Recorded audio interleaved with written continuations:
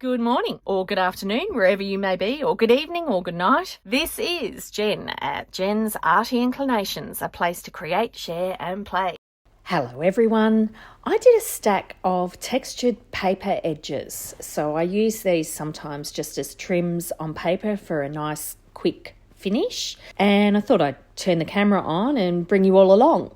So look, the first step, all I do is when I've got a few paper strips, I run them through the embosser, and they're often too long for my little plate. And so I'll run through one end and then I'll flip it around and I'll run the other end through, because I'm not really looking at perfection. I mean, sometimes I spend a bit of time to try and line it up with the pattern and so forth, but most of the time I just go with it. Now, if you put it all the way through, you will get, the bottom crease of the cutting plate.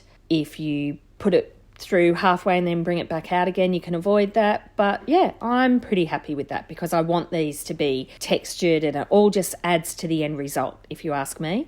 I even put through paper when it's folded in half, and yeah, look, not really rocket science.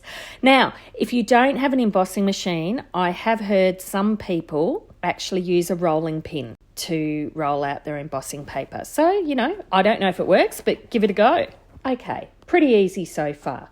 Next, we play with inks.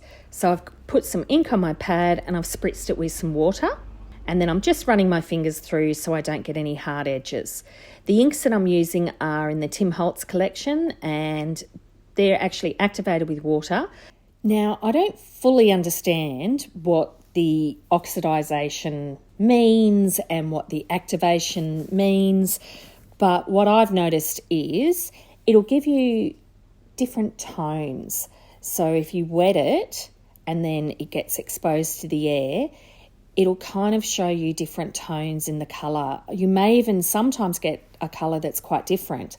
So you may get a brown out of a green, or a yellow out of a green, or things like that. So that's why I say definitely worth playing with.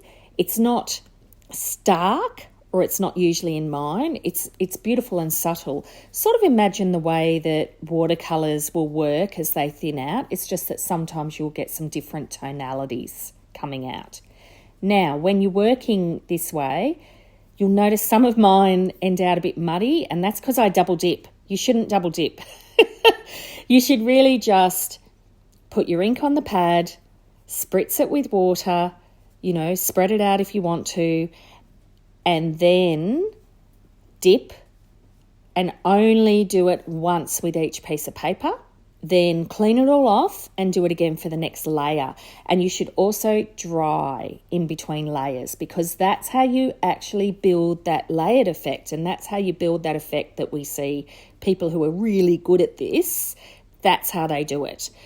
Now, the other thing is, you don't need the special Tim Holtz mat. I just happen to have a glass mat because I got it on special one time. And I'm actually using the little stick-on pad that comes with it here. Now, this pad, it kind of helps keep the ink in place. It doesn't run as much. I quite often use the glass mat because I want it to run. But that's my point. You can use any surface. So plastic, glass, anything like that, you'll be able to do the same effect with. You don't need the special equipment. And finally, another little thing that I've picked up about the Tim Holtz inks, the Ranger inks, is all the ones that are an ink, they are translucent, so you can see through them. And the ones that are oxides are more opaque, so they tend to sit on top of the paper more.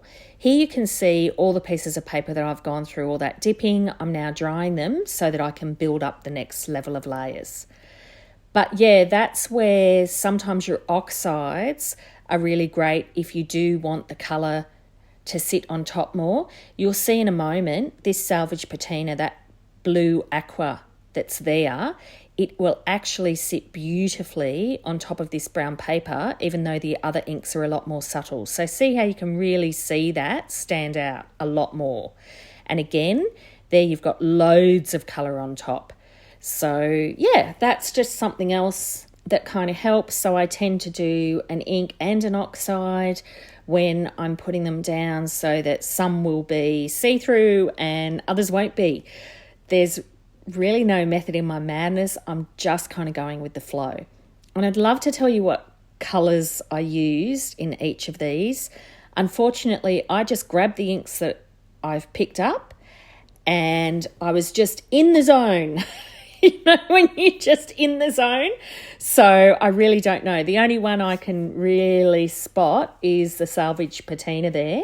I know that I used walnut stain, I used weathered wood, I used, what else? I said salvage patina, I used some speckled egg, and I even used some hickory smoke.